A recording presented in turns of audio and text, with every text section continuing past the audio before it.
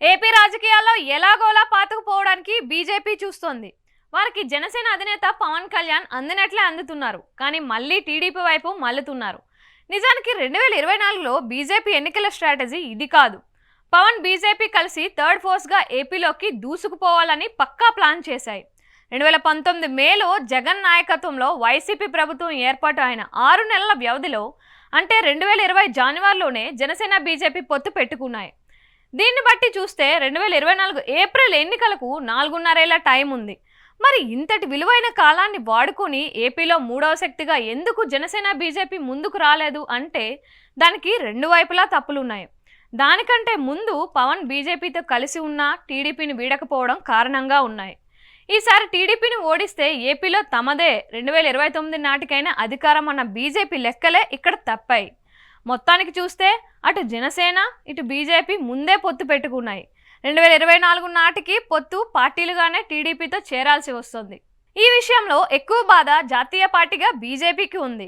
అందుకే పవన్కి మరో ఛాన్స్ ఇస్తున్నారు. ఈసారి ఆయన్ను తమ వైపు పూర్తిగా తిప్పుకొని 2024 నుంచి 2029 దాకా 5 ఏళ్ల పాటు ఏపీలో కీలక శక్తిగా మార్చుకుంటే అప్పటికైనా ఏపీలో అధికారం సొంతం అవుతుంది అన్నది కమలనాథుల లెక్కలుగా ఉన్నాయి.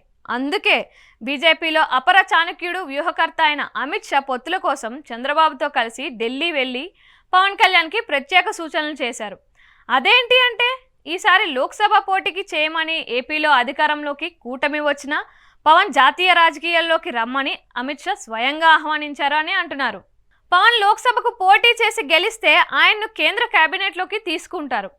అలా మోడీ కేబినెట్లో మంచి మంత్రిత్వ శాఖతో గౌరవిస్తారు. ఇది చాలా మంచి ప్రతిపాదనగా చూస్తున్నారు. పవన్ కళ్యాణ్ ఏపీలో ఉంటే టీడీపీలో తరువాత స్థానంలోనే ఉంటారు. అదే కేంద్ర మంత్రిగా ఉంటే బాబుతో సమానంగా ఆయన కూడా ఏపీ రాజకీయాలను శాసిస్తారు. ఇలా జరగాలనే బీజేపీ కోరుకుంటోంది. పవన్ ఎంపీగా బీజేపీ పోటీ చేయమనడానికి అనేక కారణాలు ఉన్నాయని అంటున్నారు. ఆయన సినీ గ్లామర్, ఆయన వెంట ఉన్న యూత్, ఆయన వైపు ఉన్న బలమైన సామాజిక వర్గం, ఇవన్నీ కూడా రేపటి రోజున బీజేపీ జనసేన కూటమికి ప్లస్ అవుతాయి. నిజానికి బీజేపీ పవన్ విషయంలో చాలా సడలింపులు ఇస్తోంది. బీజేపీ పెద్దలు ఎప్పుడూ తనతో విభేదించేవారు, దగ్గరకు కూడా రానియలేదు. ఒకవేళ రావాలంటే ఎన్నో మెట్లు దిగి రావాలి. చంద్రబాబు విషయంలో అది అంతా చూస్తున్నదే. కానీ పవన్ బీజేపీతో పొత్తులో ఉంటూ టీడీపీ వెళ్ళినా పొత్తు ధర్మాన్ని పక్కన పెట్టి ఇంకా ఏం చేసినా ఆయన తమ వెంటే ఉంచుకోవడానికి బీజేపీ చూస్తుంది. ఎందుకంటే పవన్ విషయంలో ఒక ప్లస్ పాయింట్ ఉంది. ఆయన నిజాయితీపరుడు. ఆయన మీద అవినీతి మరకలేదు. ఆయనకు రాజకీయ వ్యూహాలు తెలియకపోవచ్చు, కానీ తాము జాగ్రత్తగా ఆయన్ని గైడ్ చేస్తే ఏపీలో మంచి లీడర్ అవుతారో అన్న ఆలోచన బీజేపీ పెద్దలకు ఉన్నది. అందుకే ఇంకా ఏర్పడని కేంద్ర బీజేపీ మూడవ ప్రభుత్వంలో పవన్కి తొలి బెర్త్ని వేసి బీజేపీ అగ్రనేత అమిత్ షా ఆహ్వానించారు. దీన్ని పవన్ సీరియస్గా తీసుకుని ఆలోచిస్తే మాత్రం ఆయన రాజకీయాల్లో ఇక గట్టిగా ఎదిగినట్టే. రేపటి రోజున ఏపీలో కూటమి అధికారంలోకి వస్తే నాదెండ్ల మనోహర్ వంటి వారు అక్కడ ఉంటారు. పవన్ జాతీయ రాజకీయాల్లో ఉంటూనే తన కేంద్ర మంత్రి పదవితో అధికారంలో ఇటు పార్టీని డెవలప్ చేసుకోవచ్చు, అటు తన చరిష్మాని పెంచుకోవచ్చు. మరోవైపు చూస్తే ఆయన కూడా ఫ్యూచర్ సీఎంగా ఎదగవచ్చు. దానికి అన్ని రకాలుగా అండగా బీజేపీ అగ్రనాయకత్వం ఉంటుంది. ఇక్కడ మరో పోలిక కూడా అంతా గుర్తు తెస్తున్నారు. పవన్ అన్న మెగాస్టార్ చిరంజీవి కూడా గతంలో కేంద్ర మంత్రిగా పనిచేసి మంచి గుర్తింపు తెచ్చుకున్నారు.